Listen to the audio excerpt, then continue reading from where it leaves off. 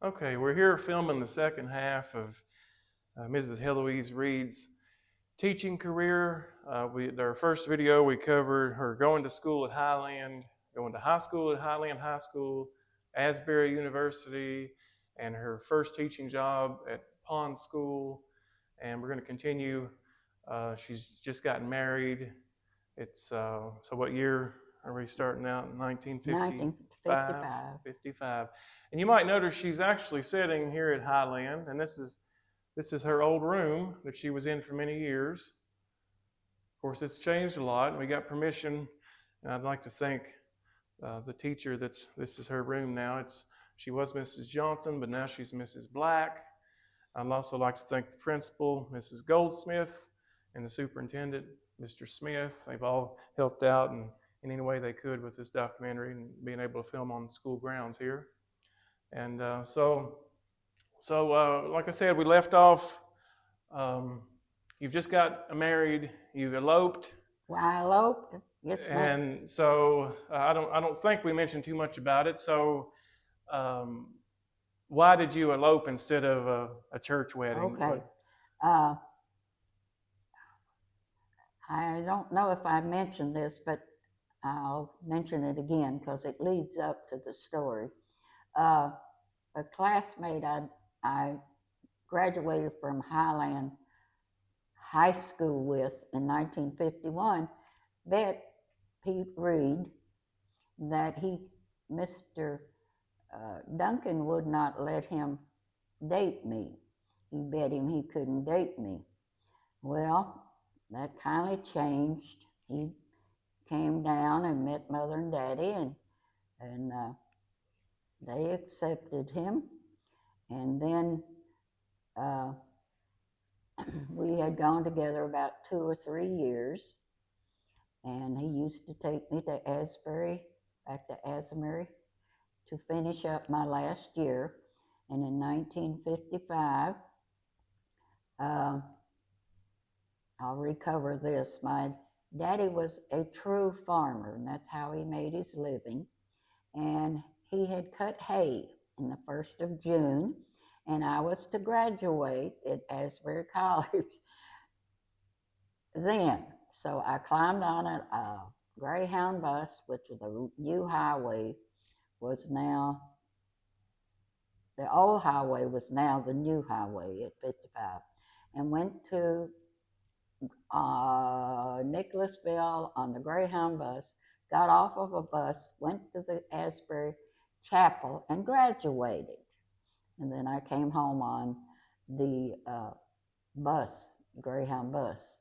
I remember going around the hilly part of the trip, and I thought, oh my goodness, look down there. That's deep. I hope we don't have an accident. I'd never been on a Greyhound bus. So I come home, and then things between Pete and I had gotten pretty serious. So we planned to elope because Pete had been married before, and we could not find a minister that would marry us because he was a divorcee. So we planned it, and I wrote my mother a note to tell her that I wouldn't be home that night when I left, and left it in my room, and she found it. So we got married in, I think, Monticello, Kentucky, in a courthouse because we couldn't get a minister. And then we spent our honeymoon, I think, in Jamestown, Tennessee, and we went to a John Wayne movie. And then we returned home, and I moved in with Pete's mother. She was a widower. She let us move in and live into her guest bedroom. And so we lived there. And then my daddy talked to Mr. Lloyd McGuffey and asked, would he give his daughter a job? So I got my first job in 1955. Now, Lloyd McGuffey was a board member, right? He's a board member. Okay. and he was the board member, and he gave me a job. So, in the school term of 1955 through 1956, I was so overwhelmed with being married, moved away from my mother and father, and I was an only child, and I don't really remember a whole lot about the first few years I taught. Uh, um, I think I taught the seventh grade because I remember they were larger than I was. And so I think I taught the seventh grade, maybe for 1 or 2 terms. I don't really remember. And to be perfectly honest, I don't even remember who my principal was then. Yeah, because we don't have a yearbook from those years. No, we don't have a yearbook. So the high school has been moved out of Highland, and Right. it's been combined with Waynesburg. And of course, Kings Mountain had closed a few years before, and so now Memorial High School is open. So those kids, when they graduate 8th grade, they leave. Yeah. So where exactly, you say you were living with your in-laws? So where was their house at? Right now on Shake Rag, where I'm living, and have a double wide trailer. And did you start driving at that time? I had not learned to drive yet. I have problems with my left and my right and concentration sometimes, and I just could not learn to drive. And I finally got my license, and my daddy bought me an old beat up Pontiac, and I drove to school from Shake Rag. Okay. So let's see.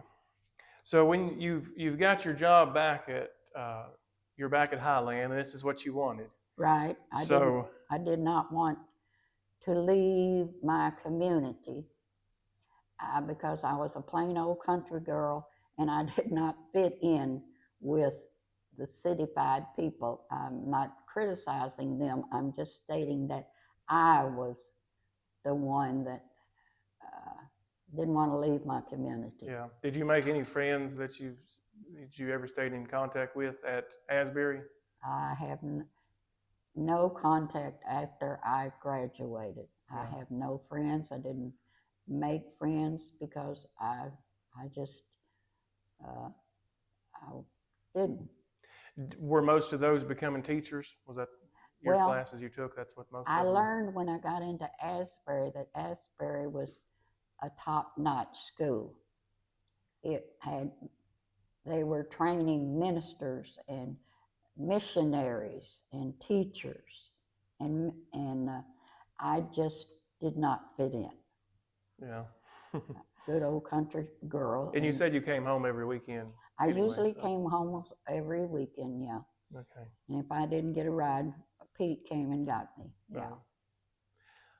Okay, so you're back at Highland now, teaching. So I guess you knew that the high school kids had left Highland, so Highland was no longer a high school. Right. The last year that you were at Highland, did they know that was going to be the last year? I guess they did because they were building a new school. Yeah, but the new school was already built. Yeah, at Memorial. At Memorial, and Right. It was opened up. Opened up. Yeah, in 52. Getting ready to open up. Yeah. And then the new school was built here. Yeah, couple of years later, in 58 or 59. 50, yeah, probably the school term of 58 and 59. Yeah, there's a plaque on the school that says 1959, so that's what we're going to go with. Yeah. Did the school seem a lot different since the high school wasn't there anymore? Well, everything was different. This was not too many teachers that were in my the old school were here. Right. A lot of the teachers went on and taught at Memorial, didn't they? And they went to other schools, so I met a whole different bunch of people that I had not met before. Yeah. So what So how different, and you said you think it was 7th grade. Of course, you wound up teaching a lot younger kids not too long after that. So do you remember your first couple years? Did you like it more than the one-room school at Pond, the 1st through 6th grade? Well, I said when I taught at Pond, it was the greatest and the best decision I'd ever made to go back to Asbury and finish in elementary school. So I had to follow my major. I think it was English. I had to follow that major in order to graduate. And since I was an only child, my reasoning was I probably would deal better with older children.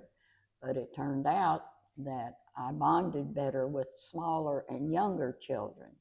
And so I changed my major. I graduated with an English major, I think. And then I got married. And then, well, I'm going to skip a few years to finish this thought.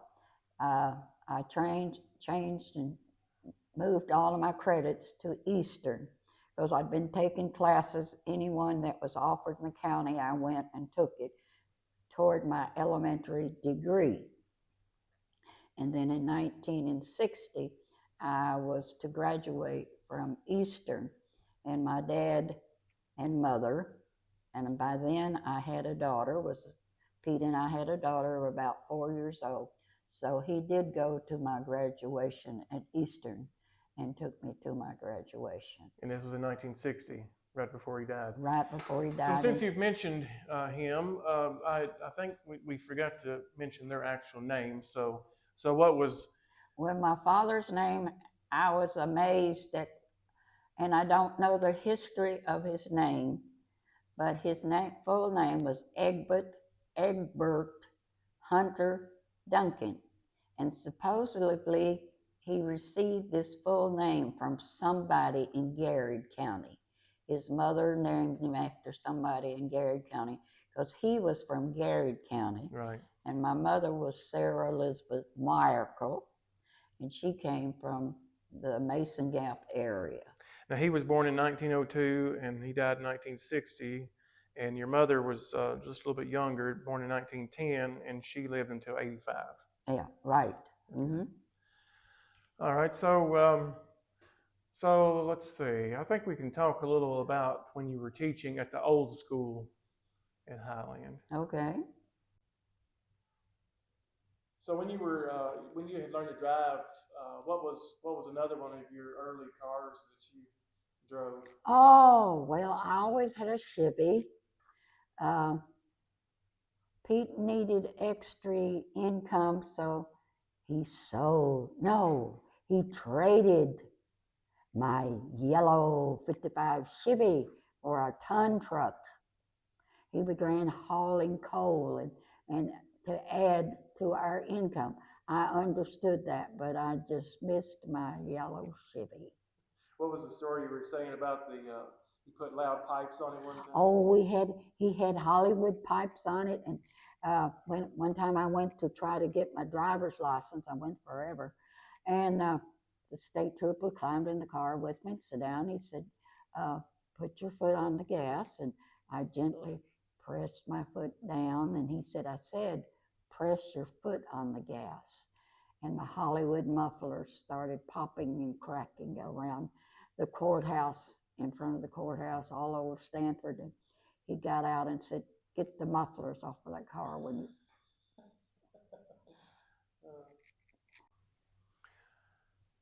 Okay, so we're still talking about the old Highland School up on what's now 1247, Old 27, Somerset Road.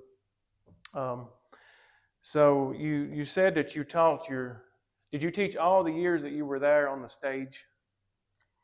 The best I remember, I left the stage room when I came to the new Highland School. Okay, so that makes me wonder if the school might have been overcrowded at the time, because the high school would have already left. Oh yeah. So they should have had more room, you would think. But you got to remember, this is kind of baby boomers time, because this is this is 1955, 56, so the war's been over for Yeah. several years. So the kids are, and there's a lot of new kids coming. So that's why a lot of the one-room schools were all closing. The roads were getting improved around the county, and the buses were getting bigger. And so they were able to build bigger schools. And as far as I know, I think Stanford had a large addition done about the same time. I think Houstonville, Waynesburg, and Crab Orchard all had additions built at the same time. Late 50s was Right. a boom time for schools being built. So we're finishing up at the old school up there. So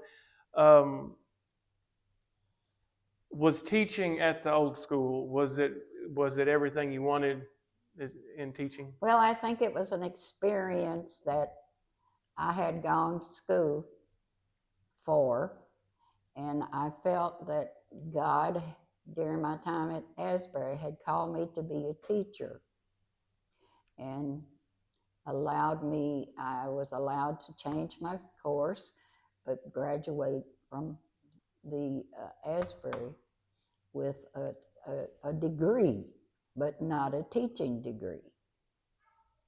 And I think when I finished there, I'd already had Vicky, and she was 3 or 4 years old, and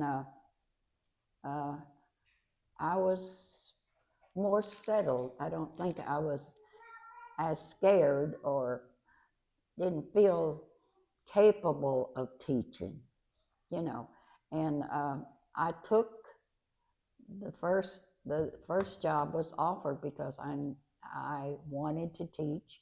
I felt I needed to teach, and I'm almost sure it was the 7th grade, but I'm not real sure of how many school terms I taught at the old school, but I never left the stage room. I don't know why. And I don't even remember who my principal was. Well, you had said before that a lot of times the high school teachers would change a lot at Highland.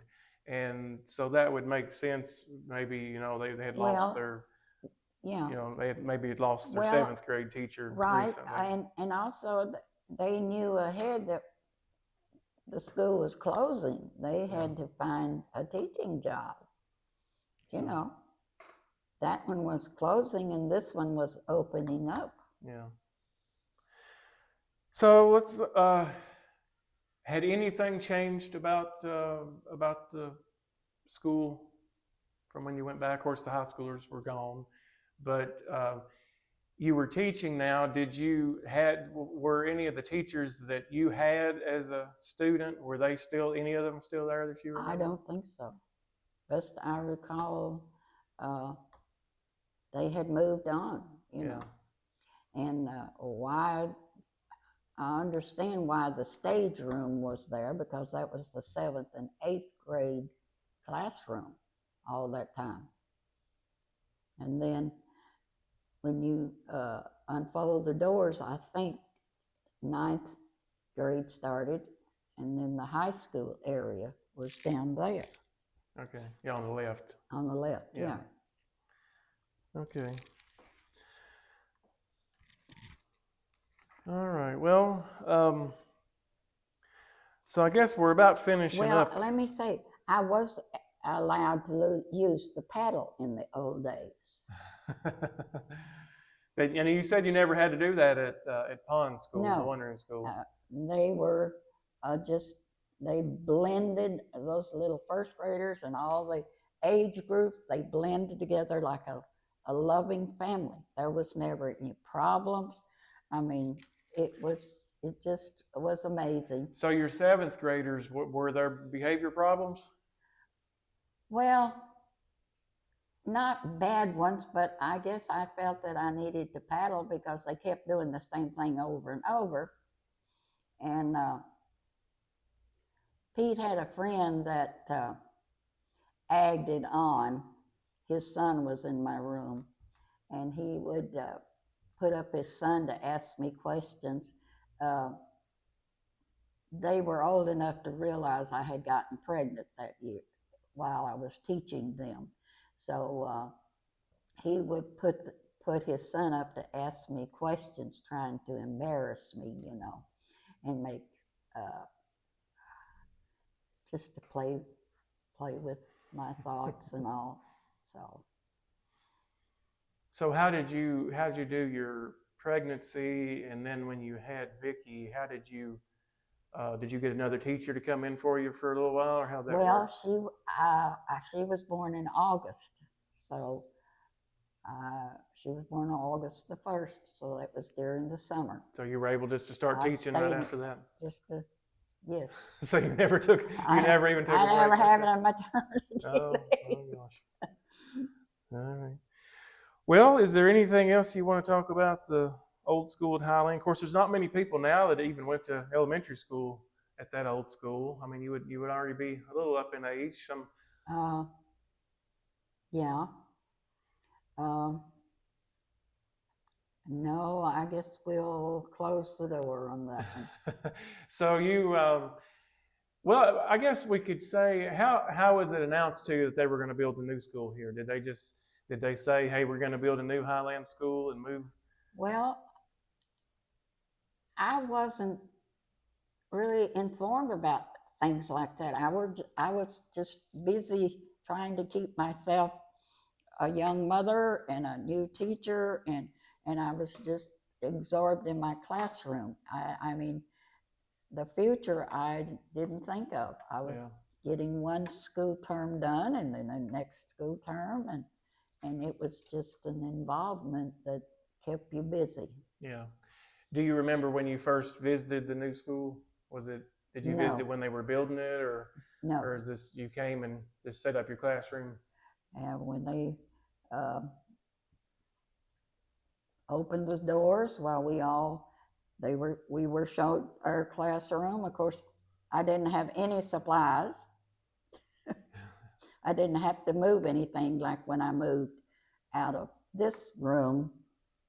I didn't have to move anything because I didn't have anything. Right. Yeah. You were just given your free books, and you taught what you were supposed to teach and the subject you were supposed to teach. Well, I'll tell you what,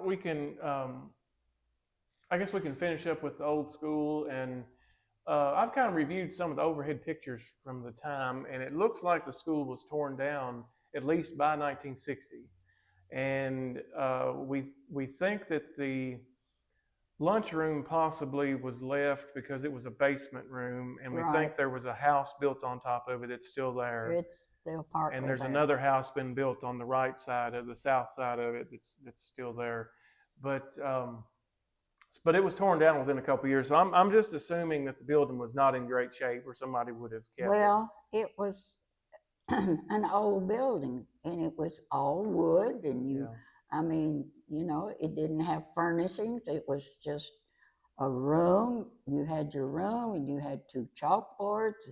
You had windows, stove and a pot-bellied stove, and that was it. You know, and you weren't given all like this beautiful decorated room. You didn't have this. Right. You were handed your books.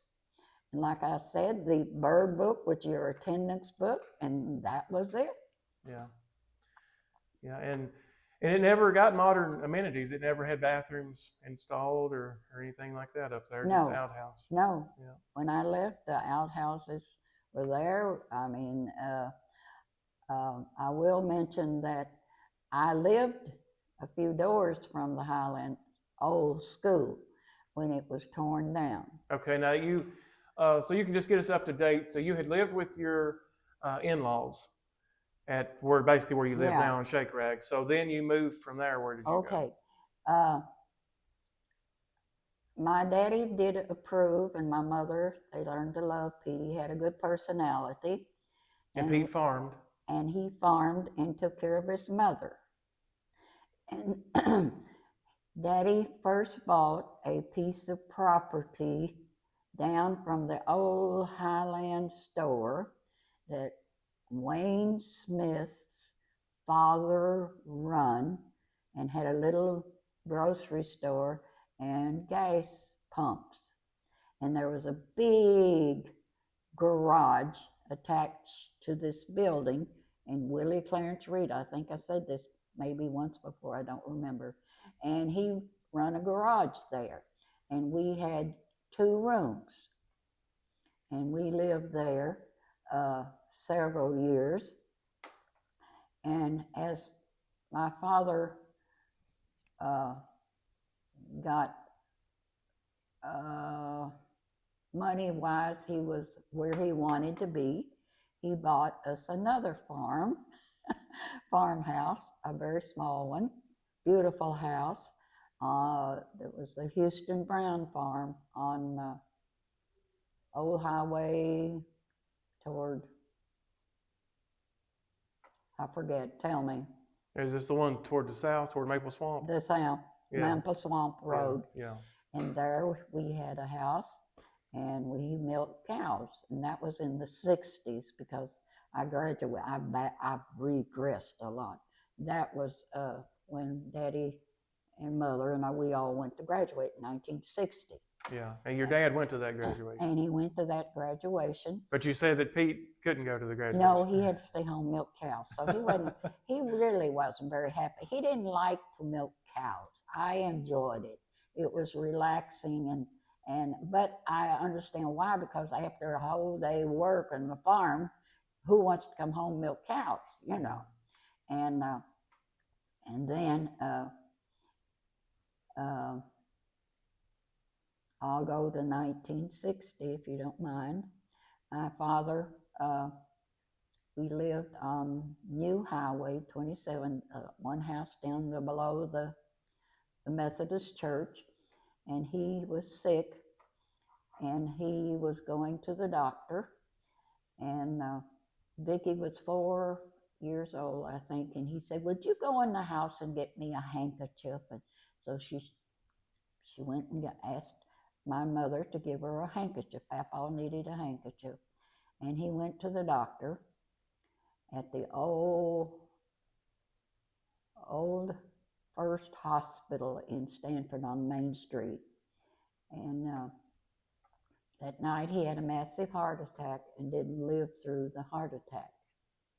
And I was staying with my mother, and Dr. Blackaby, people that are older will recognize his name, came to Maple Swamp and was going to tell me that my father had died of a massive heart attack. And I was staying with my mother because she was never alone while she was married to Daddy. They were there together all those years. And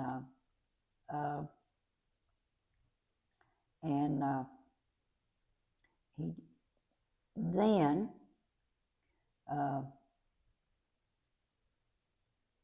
Mother bought a small house, one house up, 2 houses up from the old Highland School. Bought a small house for herself. That's to the north on what's now 1247. On Old 27. Yeah.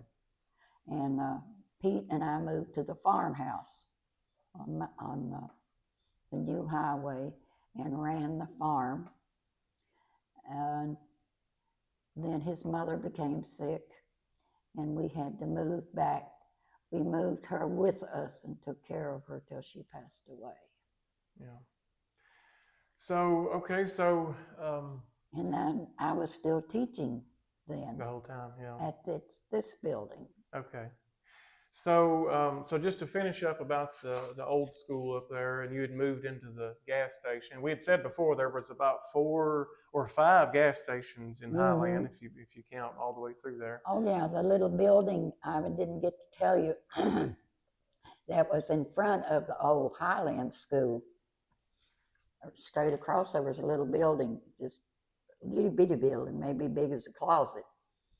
And I don't remember who ran the store. And then above there, we didn't get to mention that, was the Souter house, the Souders that he raised 3 girls in. And then on this side was Miss Celie Mason's home. And we left those out, I think, when we did our drive. Okay. Or I left them out. So what, the gas station that you lived in, what brand of gas? I think you said it was Standard Oil. Is that right? I think there was just the one main you know, whatever the main standard was. Yeah, Standard Oil, I think you and said. he just had little snacks and So when you lived there, was it still a gas station, or the gas station had closed? it had closed. Well, see, now that makes I sense. think he died, and that's when Daddy bought it. Okay, well, see, the new highway had just been built too. Yeah. And so this kind of ties in with the new school. So the new highway was built 57, 50, I think it was open in 58. Don't remember. And so the new school was built just right after that. And of course, the new school was built on the east side of the new 27, about probably, I'd say we're half a mile as the bird flies from the old school, maybe 3/4 right. mile on the road. Something like that. So I think we can end and start talking about the new school then. So the old school had gotten torn down just a couple years later. Close the door on that one. All right. Okay, so we're going to start talking now about the building we're in right now, the new Highland School. And it's funny, we're talking about a new building, and it was built in 1959. So it's quite a few years old, and we don't think it's probably going to last a whole lot longer. There's been talk about maybe building another school, possibly to consolidate maybe with Waynesburg. That could happen sometime in the future. We don't really know, but Highland's still going pretty strong right now here. And so I guess take us back to you've closed out the old school. Now you've came here to this new building, and your first class in this building, and how different it's going to be. Because, well, I guess first thing we can talk about is the amenities here. You have a huge lunchroom, and it has a huge stage on it, and there's we have bathrooms in the building. Running water and bathrooms. Did they have water fountains that actually cooled the water then, or was it just at the time, was it just tap water, I guess? Because when I started here, they'd already had the coolers on them, and you could get ice cold water out of the fountain. I think everything was in place. Yeah. The best I recall. Yeah. So here I am starting a new page in my life, in a different room, a beautiful school, and some of the things, I just don't remember. So. Yeah, and a lot of people don't realize things like this, but even just the lighting in the room, because you would have came from that old dingy classroom back then that had wood floors, and I call it dingy not because it was just dirty, it was just old, and had wood floors that they oiled every year, and dusty. The windows probably were hard to keep clean, because you got to remember they had coal stoves, a couple of coal stoves in some of the rooms, and so that was hard to keep clean, and probably just a few light bulbs. And so now you've moved into this new building, and it probably has fluorescent lighting, I'm imagining. This is probably original lighting in here now. Yeah, they're original. And large windows that actually open now. Now, they didn't have air conditioning when you moved here, but the windows at least open. Yeah. So you could have some fresh air up here. And when I came here, they had air conditioning in the windows, but a lot of times it didn't work. They had a lot of trouble with them, but we did have air conditioning sometimes. Right. But a big difference is they have steam heat now. Right. And the steam heaters. And we have a furnace. I'll just bring the camera over here. These registers that go across in front of the windows there, and same ones. They still heat with that. I don't know if they still use coal anymore, do they, up here? I think they might have switched to gas or something. I don't know. Now. I'm not for certain about that. I don't know. When I left, we had the coal bins. Yeah, and I remember one time the coal bin caught on fire. I think the stoker messed up and broke a bulb, and it caught the wall on fire. And I think we stayed at home from school for a couple of days until they fixed the furnace in the wall. Yeah, it was probably in the late 80s or early 90s sometime in there. But so it was a lot more comfortable, and I'm sure the walls were brighter now because you've got all new concrete block probably painted, and the tile floors a lot easier. They could just mop the floors instead of having to just sweep and put down oil. And so the gym was not built yet. No.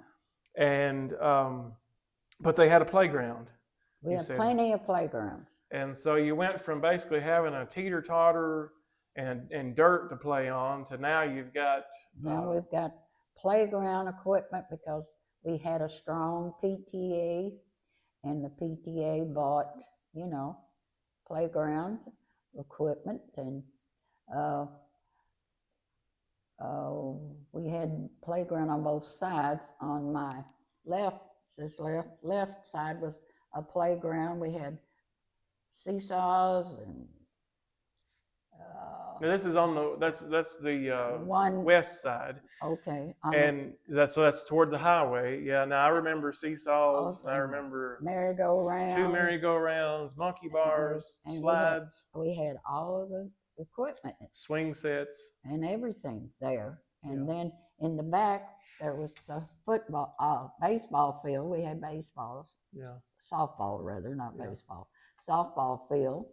And then a young man came to the Highland Methodist Church, and his name was Don Seeley, and he wanted the students to have a basketball court. He was the preacher there. He was the preacher. Yeah. Now I guess he came when he was a student. Is that right? When he was a student in Asbury. I think so. Yeah, or I seminary. think so. Because maybe seminary. Right. Yeah. It says. And he wanted the children to have a basketball court. We didn't have one, and so we had. They agreed to let him arrange it, and I don't know how it was paid for, but he instigated and started it. We had 2 baseball out this window, 2 big baseball goals, and a blacktop basketball court. Yeah. Now that lasted until I was here. Until, oh yeah. In the late 90s or 2000s. Yeah. I remember that. Yeah. And that's where they practiced and played until the gym was built. Right. And I think we didn't have a gym yet. No. Mm-mm. And Don Seeley, you mentioned, he preached at Highland, and he preached at Kings Mountain Methodist because my mom was going there at the time, and I think she might have been in his youth group or something at the time. And now he preached your dad's funeral too, didn't he? Did I read that? I think so. Yeah, I'm pretty sure I read that. And he only died just a couple years ago, and he actually returned back and came another and preached at Highland. Yeah, later on. Yeah. And married one of the local girls. Yeah. Mhm. Yeah. Okay, so we had a good playground, and that was new to me and the children. I mean, we would go out back, and then of course, we were responsible for being in charge. If it was recess, you still were in charge of your class, and you made sure that they didn't get hurt or wander off or whatever. Yeah. So.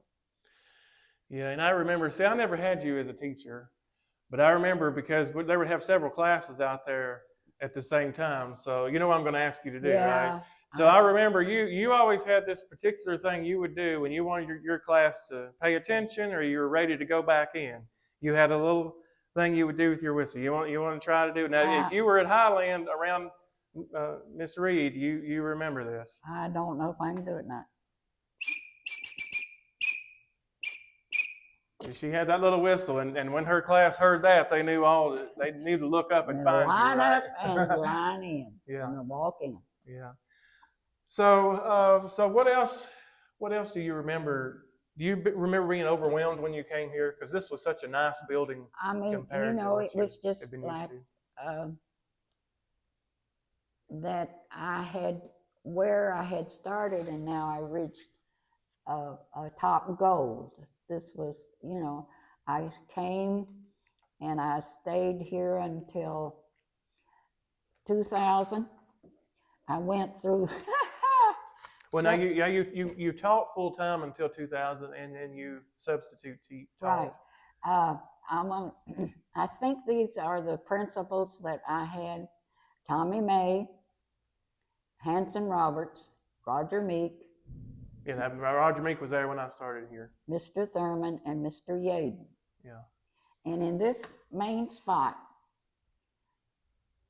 one day, I was sitting and this chair was leaned. This isn't my chair. It's too old, too new and pretty. And I was leaning back, and I was the only teacher that wore Western boots.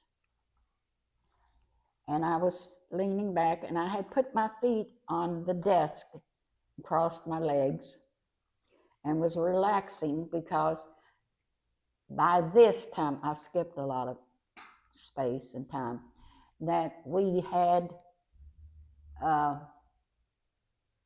music teacher, and we had a PE teacher, and we had an art teacher, and I'll fill in all that other.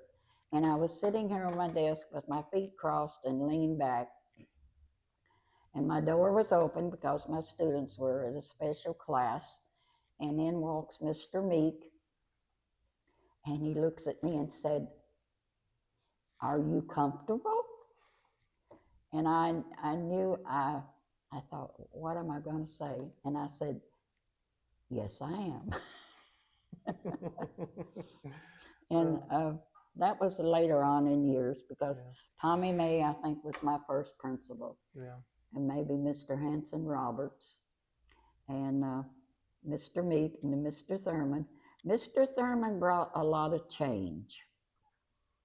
Yeah, no, he was He here when I was here also. was the biggest change that I'd had.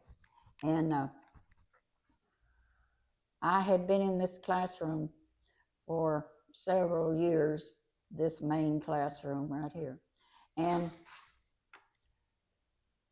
I knew I was getting older, and I'd had many classes. I'd had some excellent classes, and I'd had some classes where they were hard to manage, and you did more discipline than you did teaching, and I realized that. And as I got older,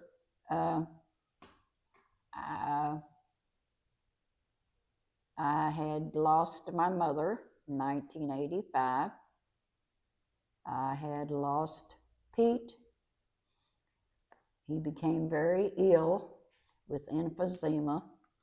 I lost him in 1990. He took his life because he did not want to be ventilated and have to be in one spot, maybe at the home or maybe in a VA hospital or rest home.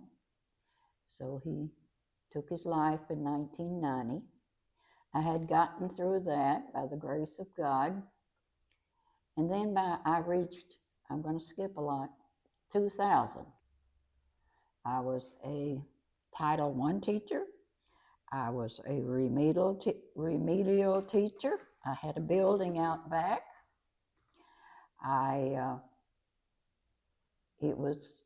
don't know when the teachers decided that which we needed, was to have one class off to relax. So I was brought in, since I wasn't in my classroom, to teach a class. I taught a class.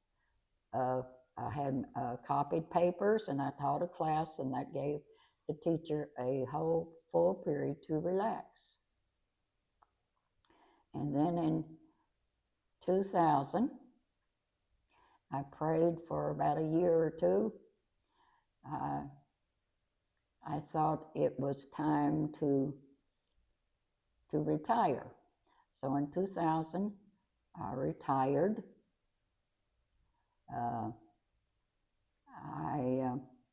Which Joe knows, his family helped me set up my trailer, my new trailer. I needed a new home, and I retired. But they allowed me to substitute teach only in Highland.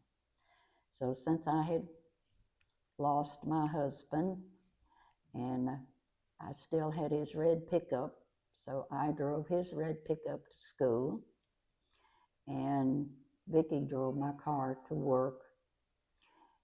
And one day, September the 11th, I drove up and parked, and I was a substitute that day, and this was the day that the planes hit New York. And it was a day I remember quite vivid. Not much teaching went on. We had TVs, And we watched certain play because we didn't have art, and then all of this came. And then in 2014, my daughter got sick also, and she drove herself to the hospital, and later was ventilated and flown to Somerset Hospital.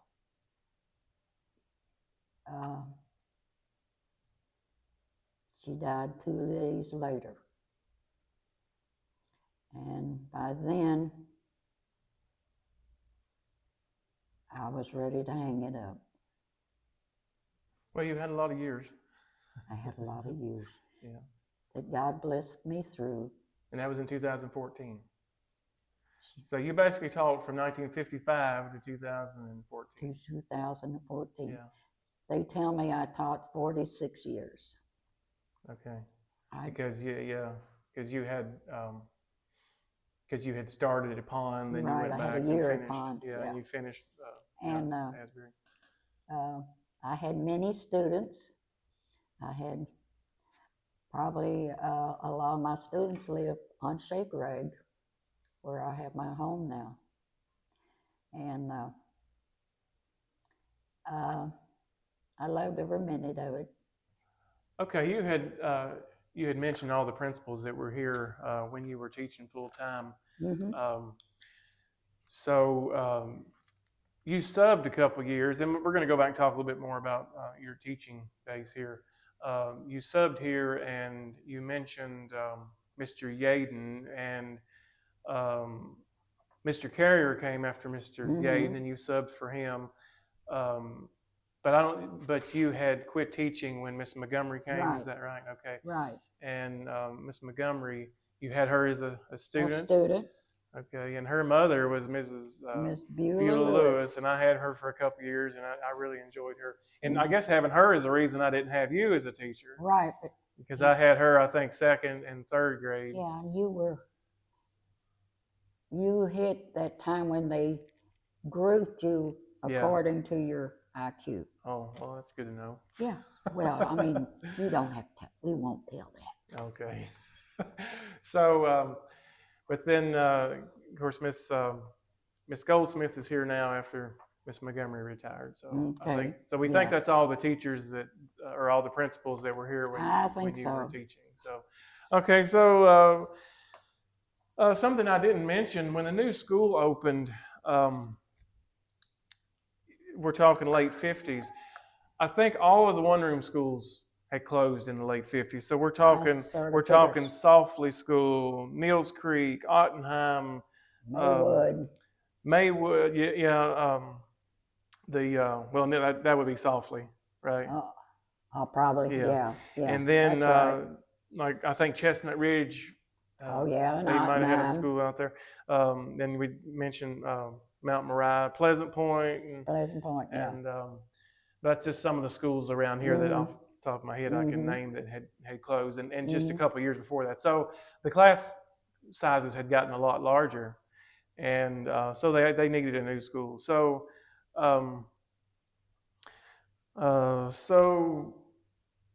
I guess it was a lot nicer not having to go outside to the bathrooms, because they got these nice new bathrooms now. And the lunchrooms we mentioned were a lot larger and nicer, and so they had a large kitchen area they could prepare food. And something I hadn't mentioned yet is now you have a nice large library, right? Which now is the kindergarten classroom on the far end of the building on the right, and now they have a even nicer library in the new addition. Well, we have to talk about that. Oh yeah, and I think that was done in 2000. I have no idea. I think somewhere along in there, but the library now was just massively larger than what you'd had before, and a lot more books, I'm sure. Say something about maybe the desks, because over the years desks have changed a lot. Now, I'm assuming the old desks that you started in, the the desk, the chair you were sitting in was probably attached to the table of the person behind you, right? Right. And a lot of young people have no idea what I'm talking No. about, but No. The desks were nailed on a something like a 2x4, and they were straight in line. They weren't ever moved. that way they couldn't scoot around. Yeah, Mm-hmm. yeah. And so you're sitting in a wooden chair, and the person in front of you, the desk is made onto the back of their chair, basically. Right. Yeah. And so, did they still have that when they moved here? Because when I came here several years later, they were metal desk, but it wasn't like that. It was all one desk that had the tabletop attached to it, and you had a little compartment underneath where you could put your books. Do you think that they had that when they built the new school here? I can't remember. Yeah, I have not seen any pictures from those years. I've got a desk at home, and it was one that was nailed to the wood. Right, so you were one of the early ones. Just to put your. I would say when they built the new school, they probably had new. They Yeah. probably had new desks. I would Yeah, imagine. we had light colored desks in there. I believe in the old days they were dark colored. Yeah. Best I can remember. Right. So. Yeah. It just reminds me. I think I remember this. You let your kids draw on their desktop. Do you remember that? No. Yeah, I remember going in your classroom one time, and the kids had wrote their name on them and things. Oh, had they? But we weren't allowed to do that. I never had a class that would let us do that, and I thought it must have been nice to be able to doodle on your desktop, But at the time anyway, you had let them draw pictures, with pencil on their. And it was a laminate top, and it would just wipe right off. Yeah. They were really slick. Yeah, tops. they were slick, and they cleaned and really light easily. colored. Yeah. That's probably why I let them draw, because they could do that and remove it. Yeah. So what's changing? I guess we'd mentioned how much nicer the school building is, and so we're into the 60s now, and when do you remember the first TVs coming into the classroom? I don't remember the date, but I remember this corner had a big TV, and I might have talked about this before, that we didn't have art or music. I think I talked about this, and we watched Reading Rainbow, and then we had art on TV, and we had music on TV. This is before they had the teachers that came around and did that. And then we stepped up a notch, and we got PE teachers, and we got music teachers and art teachers, and then we got special ed teachers.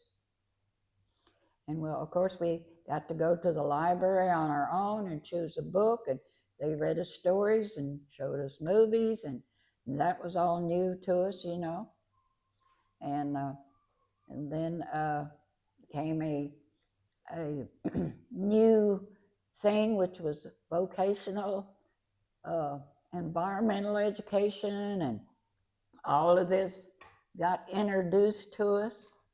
And we had special classes, and we attended those, and we got to go on trips.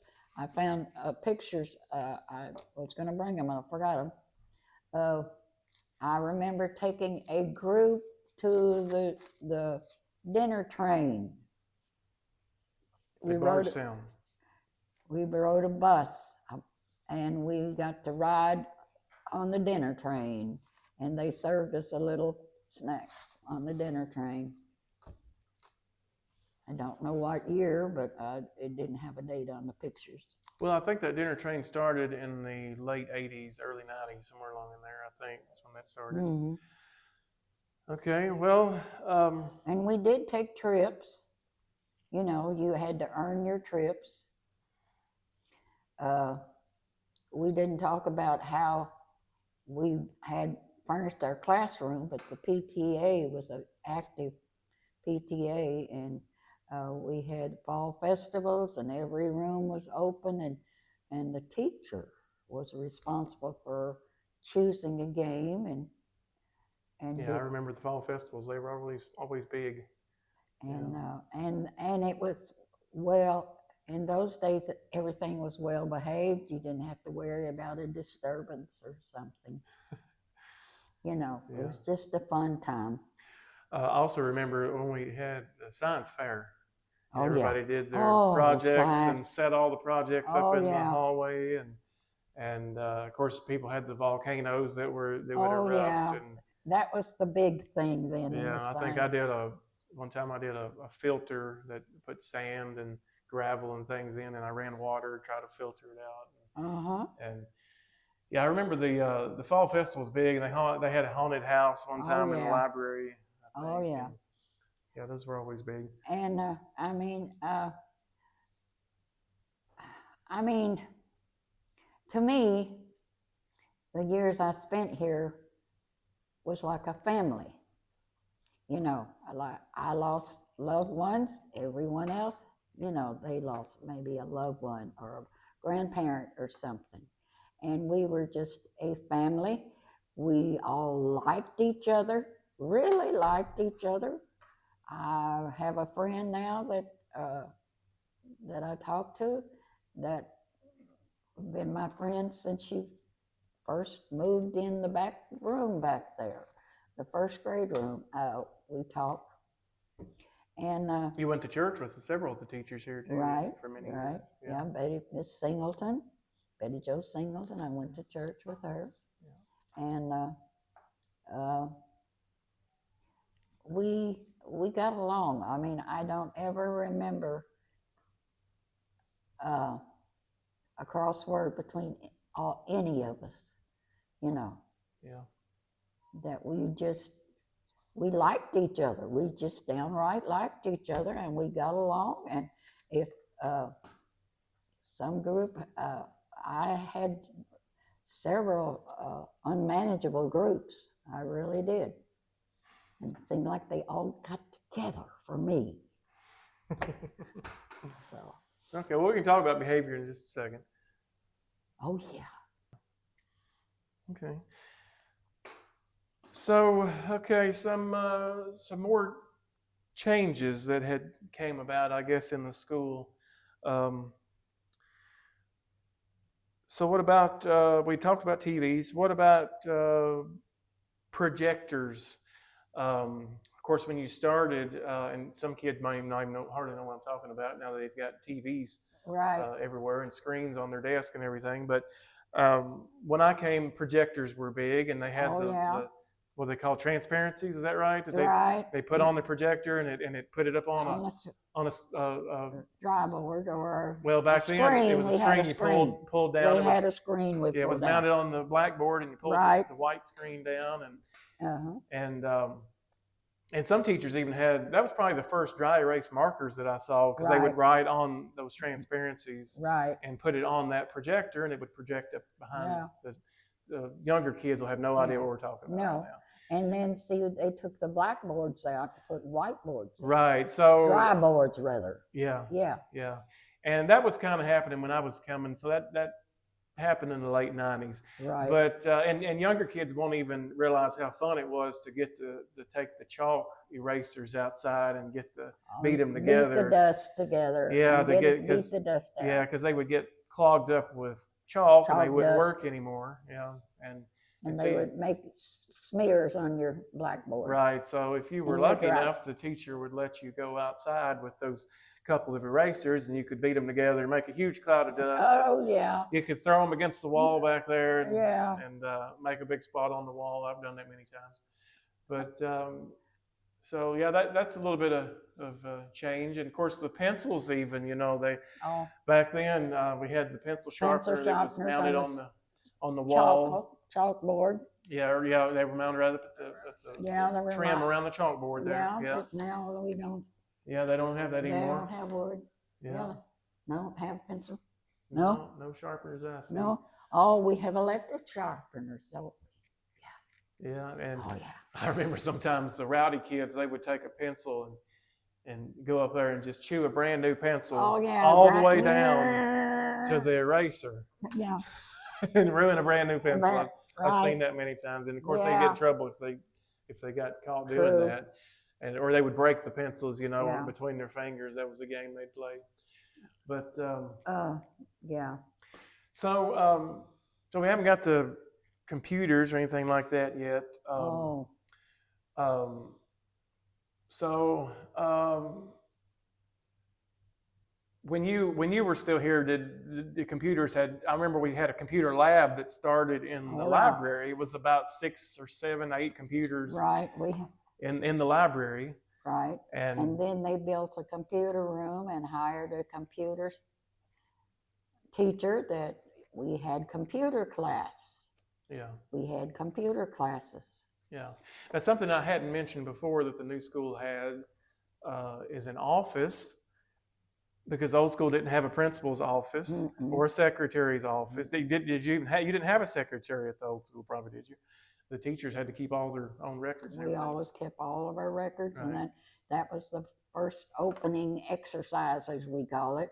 Collect the lunch money and collect the milk money and count it and send it to the office when we got an office. Or So the new school had an office, and I assume since the classes were so much bigger and so many more students, that's when you had a secretary. And the older schools, the principal actually was a teacher.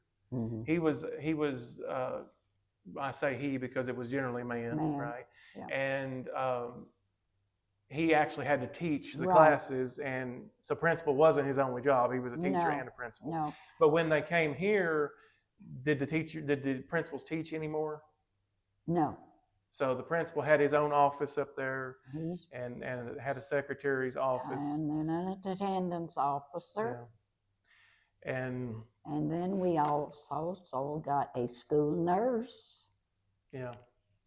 Later on. Right. Okay. Hadn't mentioned this. Some of the lunches probably over the years had changed. Of course, I remember everybody's favorite meal was always pizza. Mm-hmm. that was, and then we had the slushies.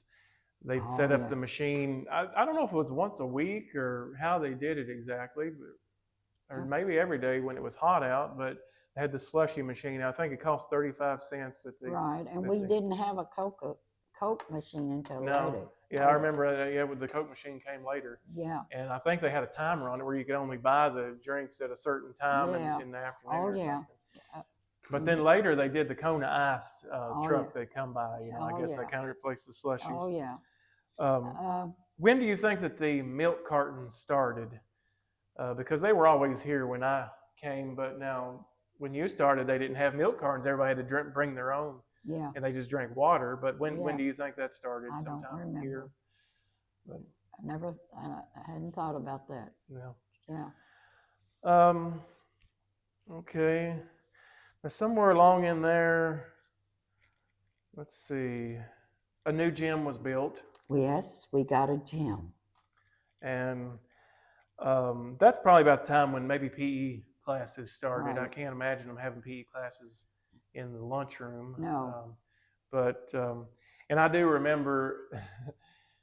We did have some classes. Something happened in the cafeteria, but I can't. That was during the environmental stage. Yeah, later had something in the cafeteria. Yeah, later they turned the stage into a classroom, and they quit using the stage for several years. Mm-hmm. Yeah, I remember that. Oh yeah. And the hallway that used to go between the old school before 2000, when the addition was done, there was a hallway that went from the main hallway over in the front of the building over to the lunchroom. Right. And I remember they closed that off and made that into a classroom there too. At one time they were running out of room. And of course, over the years they ran out of room and they built 4 outside buildings. Right. And I had several classes out in those buildings. 2 of them are brick and 2 of them are kind of metal buildings. Yeah, I think they're still there. Yeah, they're still being used, I think. Yeah.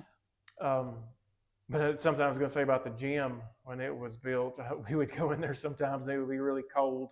Mm-hmm. They wouldn't turn the heat on because I guess it cost a lot. And I remember sometimes I'd get a cold, and they would say, well, you probably got it because you were Yeah. playing in that cold gym floor. Yeah. And I remember for years, people my age will remember this, we weren't allowed to go on the gym floor in our shoes. No.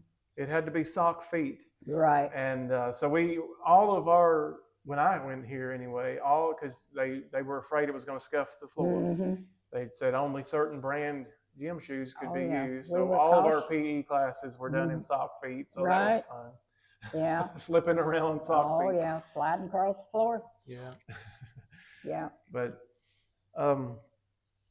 so do you have any memories about of course, Highland always had a really good basketball team, but you said Right. you weren't much into No, sports. So I wasn't the athletic kind. yeah. So you never came to games or anything? No. Yeah. No. Yeah, I didn't come to a whole lot either. I don't think I ever attended a game. Really? Daddy was a worker, and when school was over, I had chores. And Yeah. What about, did you come to any when you were a teacher? some. Yeah. When my kids got into cheerleading, or Okay. Something else I didn't talk about, I guess would be, considered safety in school. And what I mean by that is, when you started teaching, there were nuclear threats to our country. We're in the Cold War era. Mm-hmm. And there were bomb threats, and students had to go and get under their desk, and they had to train this like it was a different from a tornado drill. Yeah. And you would some of them you would go out in the hallway, and you would take you were instructed to grab a book and go out and put over your put the book squat over your down hand. or And I don't. I guess they do some type of tornado drills now. I guess they do, but they're probably not the same. Yeah. But something could be mentioned too, is the security in the school changed so much after 9/11, 2001. And you had already started subbing at that time. But before that, the front doors were just unlocked. Right. You could just walk right in the school. And I remember one time that kind of came back to bite them a little bit, because there was a shooting at Waynesburg, and there was a shooting at Highland, and we had a lockdown. Okay, so I didn't know about the one here, but I knew the one that happened at Waynesburg, and they had a lockdown, and they locked all the doors. And we were trained to stay away from the door because it had a window. Right. We were put in our the closets, coat closets, teacher's closet. Yeah. And you knew which side to get on if they came into the building and started looking through the doors to try to find you. Yeah. So yeah, that's a lot different. It's changed, and I'm not saying it's for the better or worse, but now when you come to the front door, you of course have to hit the and you have to talk and say who you are. Used to be, I mean, we didn't realize that we were unsafe. We just the door was left open. Well, parents would just come in and walk to the teacher's room and just knock on the door. They always came to the room before we had the big office. And it was never a problem. I mean, my mom came and volunteered for things. We went on, class trips, and she would chaperone sometimes. And, just now they do background checks, and, everybody that's here, has permission to be here. And that's a far cry from, I remember, I never did this, but there were boys that would jump out of the boys' bathroom window. Oh, yeah. And go around and come in the front door. That was a dare that people would do, And sometimes they get caught and get in trouble, but usually not. Well, I noticed on TV last night that, the county just left me, Rockcastle County, I believe. They are having training, and because of the shooting in a church, they're having training of how to be safe. Right. Yeah. And that's just things that we didn't think about No, years ago. no, I mean, no. yeah. I do remember one time we had I think it was a tornado um, warning, and we all went out in the hallway, and there were people working on the roof, and Skylight. yeah, the workman dropped a ladder or something and hit the skylight and broke the glass out and everything. Yeah. Yeah. But I mean, you still, during those times, you had to make them feel safe, because I mean, there were children that if something, I had a niece, uh, she wouldn't come to school because she was scared. Yeah. And I was a hugger, and I'm still a hugger, and I would see children that would come into my classroom over the years that their little eyes were closed, half closed, because they hadn't had enough sleep. They hadn't had their hair combed, they hadn't had their face washed, and you just, I was a hugger. I pulled them to my chest and I patted them and told them they were safe, and loved them. And nowadays you can't do that. Yeah. Yeah, that's changed. A lot of changes. And it was for our safety. Right, yeah. Yeah, it's a different world we live in now. Yeah. It is. And I think it will probably keep getting difficult. Yeah. Okay, you'd mentioned a little bit about paddling. So I'm sure over all these years that you taught, you've had some goods and you've had some bads too. So you want to talk any? And of course, we're not going to mention any names, but No. you had any bad experiences with students? Well, no, just nerve-wracking, I think you would say it. You wanted to teach a class, but there would be interruptions. Somebody would throw something at someone or something, and then you had to stop and disciplinary them. And then there was the really the group that wanted to learn and could not learn, and because I was doing discipline, and I tried to do most of my discipline unless it got real bad, because when you sent one to the office and they paddled them,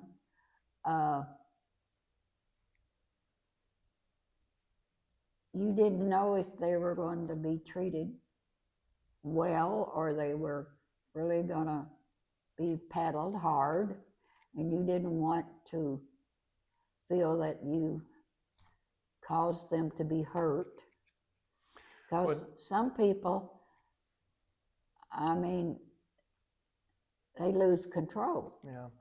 Well, now sometimes the teachers would paddle, but then if it was a worse offense, the principal would generally. The principal handled it. Now, so I had several classes across from you. I never had you as a teacher, but I had some across from you, and sometimes I thought you were paddling, but you said you were actually.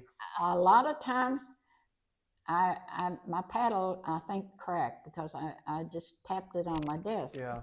To get their attention. Yeah. Well, see, I always thought you were over there paddling all those times.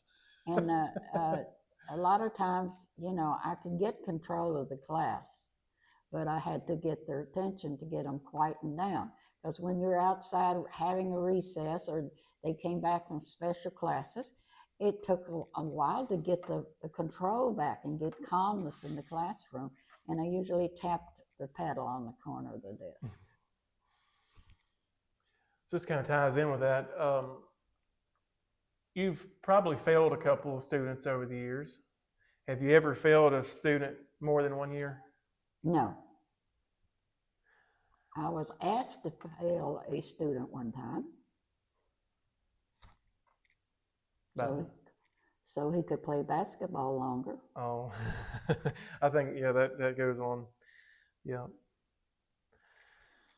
So, sports was a big thing. Oh, yeah. In some families. Yeah. And then some families, the country families like from Chestnut Ridge and Ottenheim. I mean, they were worker families. I mean, their child didn't have much sports. They worked like I did, you know. Yeah. So you've talked to a lot of your students that went on, and I guess did a lot of them that went on to college, did they become teachers? And I think when I look back, I think more of them went into teaching, and then later, maybe after teaching, they went into principalship, and then maybe some of them even went into the main office where they live now. I think one person has recently put on Facebook she was going into her 24th year of teaching. And I know of 3 students that made ministers. And then there are some of the students that just, they're still living on the same road they lived on. They stayed in the community and made a life in the community. now you probably taught a lot of kids that, and then you taught their kids. Mm-hmm. Have you taught any grandkids? I don't think I reached that stage. Okay, you got close, but I probably retired before I got there. Yeah. You know, I remember saying several times, "Oh, I taught your father and your mother," you know. Yeah. And then they look at you and they think, "How old is she anyway?" You know. Yeah, no. But see, this community, a lot of people have stayed in the community. They never left. Like me, I still live in the community. Yeah. And live in the area where I first moved to when I got married. Same area, it's the same farm area, you know. And I'm told that I'm a little nosy, and I am, because I worry about them. You know, if I see a rescue squad going around my road, I know almost everybody out there, and I'm concerned. It's more concerned, I think, than being nosy. So. Yeah.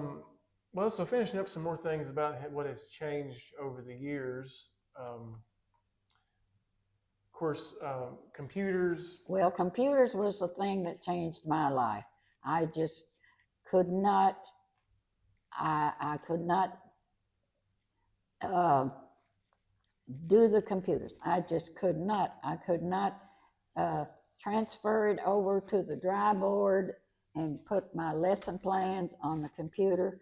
And so that was the big thing that caused me maybe to retire or leave the classroom sooner. Yeah, you weren't comfortable with it. I just was not comfortable. I could not do my best because I could not understand it. Yeah. Or, no, I think I wanted to understand it, but there was just something about my thinking I could not grasp all that. Yeah. Well, there's something else that came about. You probably saw it in your subbing days, but cell phones in the classroom. So it's a problem now. It is a problem now, but it's a problem with test taking, and it's a problem with entertaining themselves and you know, and posting things and everything. But of course, none of that happened back in your days. But it is affecting, I think, our children. I mean, I saw a commentator report on now using time on your phone and your computers and all, that it's affected the way our children talk to one another. Yeah. We can't sit down and have a nice conversation. They can't hold a conversation without the phone in their hand or Right. a book, a laptop. Yeah. You Well, know, yeah, you see people in restaurants now, two people, and they'll both just be on their phones and not even talking to one another. And right, I would imagine recess is a lot like that. Maybe not in these elementary grades as right. much, but I'm sure older it is. But Oh yeah. uh, so, so finishing up something we had talked about at the old school versus the new school. So at recess time, now children have toys that they're bringing to school and games that are expensive stuff. When you started teaching, we talked about just the little, the jacks and the dolls and things like that. Mhm. Um, so that probably changed a little bit when students got bringing Mhm. nice things to school and have to keep up with. And Right. I mean, and also they kind of rubbed it in, right, with the yeah, children that didn't have what they had, you know. Uh, and in this county, there are little communities that aren't as have as much money as some of the other little communities. And I remember when Ottenheim and Chestnut Ridge, the children came to this school, and it just blew their mind. They'd come out of a one-room school, and one little fellow, he walked through my door, and he had a little syrup bucket with his lunch in it, and the little fellow was lost. He just didn't know how to make friends, and my heart went out to him. He's walking into a situation he just didn't know how to handle. well, you can kind of relate to that when you went to college, right? Oh yeah. Of course, Mm-hmm. back then, something we didn't mention, a lot of people would probably judge people on their clothes more than they do now because I've looked at a lot of yearbooks and in the 50s, a lot of the boys were still wearing bib overalls. Mm-hmm. And a lot of times they were probably old clothes. And Mm-hmm. a lot of the girls, including yourself, wore dresses that were made by their mother. Mm-hmm. And and when I went to elementary school in the 80s and 90s, yeah, you were pretty much judged by your Mm-hmm. clothes you wore. Of course, by that time it was the brand of clothes you wore. Then later on, it was the brand you Yeah. wore. But like an older person said to me the other day that no one in that day, when we were going to school, cared whether or not your dress was made of flour sacks. Yeah. Or if you even had shoes. And you got one pair of shoes, and Yeah. that was when school started. Yeah. And everybody else was the same. Yeah. You didn't feel like didn't have the right label in your shirt or Right. on your sweatshirt, and you dressed for other people, not yourself. Yeah. Well, something that we talked just a little bit about in the new school was we talked about fall festival. I remember a big thing that we always had here, field day or May Day, Mm-hmm. was always big. And of Oh course, you yeah. never wanted it to rain because you had, Oh yeah. had to do it inside. But we'd do the Yeah. sack races, and Right. three-legged sack races with two Oh people, yeah. and the balloon tosses. The Oh, balloons full of water. oh yeah. Um, I mean, that was, and I mean, and each teacher planned her own. They gave you a spot, you planned your games, and you supervised the games, and you just had a day out. That was just the ending of school, and that's how, we celebrated by leaving, that year and finishing up. And there was usually not too much discipline problems unless somebody got got caught out and they got upset and threw the bat down or something, and just normal children being children. when they moved to the new school, did they continue the plays on the stage? Mm-hmm. Well, every PTA night well, I think it was once a month, maybe, best I recall. And a teacher would, have plays. A lot of holidays. We had one teacher that always celebrated Grandfather's Day and Grandparents' Day, and they invited them in, and they had read poems and sang, and it was just a good day. We always had talent shows too. Oh yes, they could get heated. Yeah. I remember in the old school, I just thought of this when we had beauty contest, girls running against girls, and how much money they made. Sometimes it got a little hot. Yeah. Now, is that when they did the pie? That was the pie supper? Okay. Yeah. Oh, yeah. Because people bid on the pies. Yeah. Oh, yeah. Well, is there anything else you want to talk about the changes? Well, of course, a lot changed after you quit being a full-time teacher and you went to subbing. A lot changed from 2000, 2014. Right. Of course, you didn't have the same responsibilities anymore since you weren't a full-time teacher. No. But so what do you think is some of the positives that's came about through your whole teaching career? So what's better now than when you started about school in general? Well, I think they're safer. We have a nurse, and we have counselors,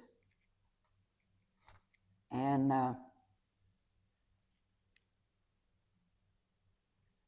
I wasn't trained to recognize when a child had problems. You had to pick that up on your own from their actions. And I think we need to be trained more nowadays when things are so different, to recognize when a child, if there are ways we could pick up on if they are troubled or are drug babies, that we would recognize those. We need better teaching, I think, training to pick up on drug babies, because they're much different than a normal child. Yeah. And we need that training. So, so what do you think? What do you think is different now that when you first started teaching? I know you're going to probably mention, of course, the cell phones, and maybe prayer in school, but what don't they do now that you think probably should be brought back? Well, if I'm not mistaken, for several years, we weren't allowed to read the Bible or read a Bible verse. We did our pledge. We may have sang a patriotic song.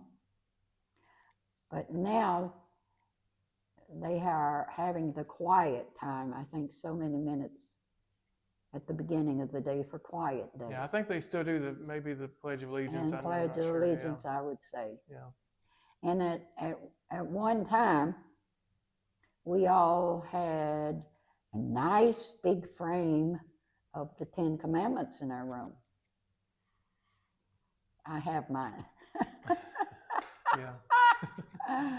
Yeah. I got wind of that they were coming to pick them up, so I took mine home. I still have mine. But I mean,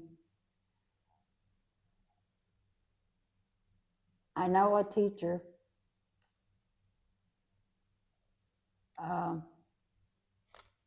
can't become a child's mother and father just because you feel like they haven't been well trained. But I know you can't become their minister. I mean, you can help them, try to help them if they're willing to be helped. But a lot of children nowadays aren't willing to be helped. You take them to a counselor, and they don't open up. I mean, they just don't. And we don't know why. Yeah. And we aren't trained to recognize why. Yeah. Okay, well, so finishing up about the school here, and this I think happened right when you were at the end of your teaching, the new addition on the front. Oh, yeah. And it's made the school look very different. Oh, and a new library. Yeah, really and nice computer library. and Yeah. all of this. I mean, the building has always been well kept. It has always shined, just sparkled. Floors might have been too slick one time. I fell with my Western boots on because it was so slick. But I mean, this building is to be thought of and cherished because, I mean, I think sometimes about the 46 or whatever years or time I spent with children. What influence did you have on them? You know, did you make their day better? And I'm just a touchy-feeling person, and I'm a hugger, and I talk a lot. But I mean, the bottom thought was always the child. You know, how can I help them? If you look into their face and when they look at you, they look sad, then you know something happened. But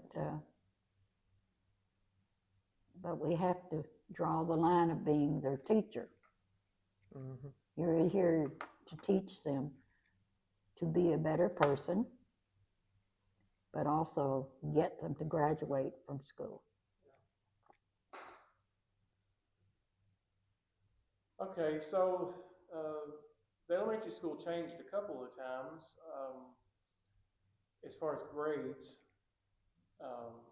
Sometime in the 80s, kindergarten was added as mandatory. Now, I don't know when kindergarten actually started. I think my class was one of the first years that it was mandatory, and that was in the mid-80s. I don't remember. But what's your opinion on kindergarten and eventually Head Start, preschool, all that? I think all of them are good. I really think a first grader needs kindergarten, and the 4-year-olds, I think they also need to have a class before they get into preschool and kindergarten in case the parent hasn't had time to work with them. I think they have a jump start, and I think we need universal kindergarten and maybe 2 years before. Okay, and something else that changed a little after that was the middle school opened in '94. True. And so at first you lost the 7th and 8th graders, and then eventually the 6th graders. Right. And so that was kind of the end of your teaching career and into your substitute career. But do you think that changed the school, the elementary schools? Do you think that changed very much of them not having the older kids, the middle school age kids? I really don't know because, see, I taught third most of my lifetime, and I don't know what those stages are in the upper grades. You know, one way to look at it would be, you know, they would help the younger children, and another would be maybe they didn't want to help the younger children. They were getting a little selfish and thoughtful. Yeah, they could be a good influence or a bad influence. Right. So it would depend on the person and their bringing up. Yeah. Okay. Okay, so when you retired in 2000 and you started substitute teaching, um, I'm sure that was a lot different. So, Yeah, it yeah. was uh, quite different. I mean, I had prayed about when it was time to really hang up the whole, retire, really retire, stop subbing, and uh, and then I thought about, well, I've lost all my loved ones. This is filling my you know using my time. I can help. I just wasn't ready to retire. I felt that there was more to give. But Could you enjoy the years that you substitute teach? Did you enjoy that a little I bit more? Is there less responsibilities? there was less responsibility, but uh, all of these teachers knew me, and there were emergencies when you didn't have time for the teacher to leave lesson plans laying on their desk, and then there were times there should have been lesson plans because they knew me well enough all the years that we'd spent together that I would always have something with me that I could sub with. Yeah. And it was enjoyable, but you know, being away from it full time, I remember I walked into a classroom one time and I heard this little kindergarten using some bad language, and I thought, oh my, how things have changed. But then I realized that he probably heard it at home, and he didn't know that he shouldn't be saying such words. And it was different, but I truly enjoyed it. And then when, like I said, when I lost my daughter, I just lost some of the zip and the zing that I had. I didn't go home and waller in my grief, but I needed that time to process. And Well, when you were probably still active in church oh when you yeah, retired I've too. been active in church. I've probably missed for at least 5 years. I haven't been able to really, with the nerve damage. I guess I'm too proud to let people see how my physical health is. I stagger a lot and can't hold my balance. Should be walking with a cane, and that will come. So, so about so you've enjoyed retirement. I've enjoyed retirement, and I lived alone a long time, and then my granddaughter has my granddaughters have been in and out and lived with me a lot, not all at the same time, but uh, I uh, I enjoy. I'd say I enjoy my life because uh, I have I usually have in my thoughts one or two little minor chores I'm going to sneak and do, and I have an agenda, you know. And Do you reminisce a lot? uh, this month, yes, August is a bad month for me, and a joyful month. Uh, Pete and I's only daughter was born in August. Uh, my great grandson was born in August. Joyful. My husband's birthday is in August.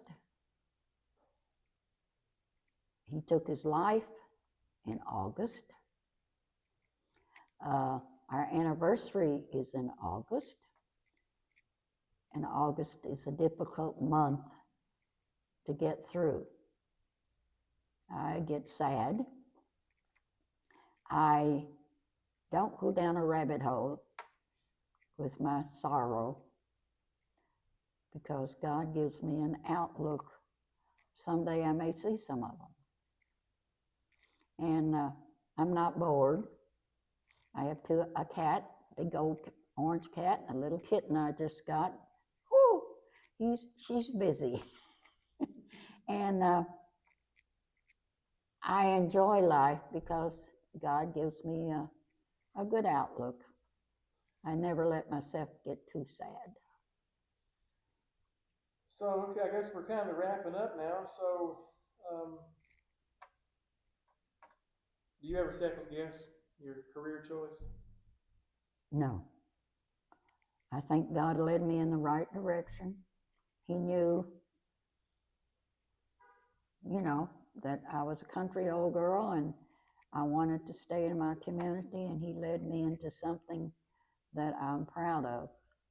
I hope I haven't hurt too many people's feelings or accused anyone of doing something when I thought you did, when I found out later that I accused one person of something and her best friend was the one that did it. And you just make judgments. You have to be careful with your judgments. And through the bad times, and I've enjoyed life. I really have. And before I close up, I want to thank the principal here for allowing us to come into my school. That was mine for so long, and my room, that was my room for so long. We appreciate her, and I'm proud of the students that I have taught. I've loved every one of them. May have had a hard time with some of them, but I loved them anyway. Yeah, well, so I guess that's just about wrapped it up. Is there anything else you want to talk about? You've covered a lot of changes over the years. So if you could go back and you could change anything about your career or your life, what would you change anything? I've had plenty of fun and plenty of joy and plenty of love, plenty of understanding. I would probably make the same choice. I'd choose Pete Reed and my family. Okay, I'm thankful for being allowed to live 92 years. I'm thankful to see the change that have come about, good changes, bad changes, and I'm looking forward to what's ahead of me. God bless.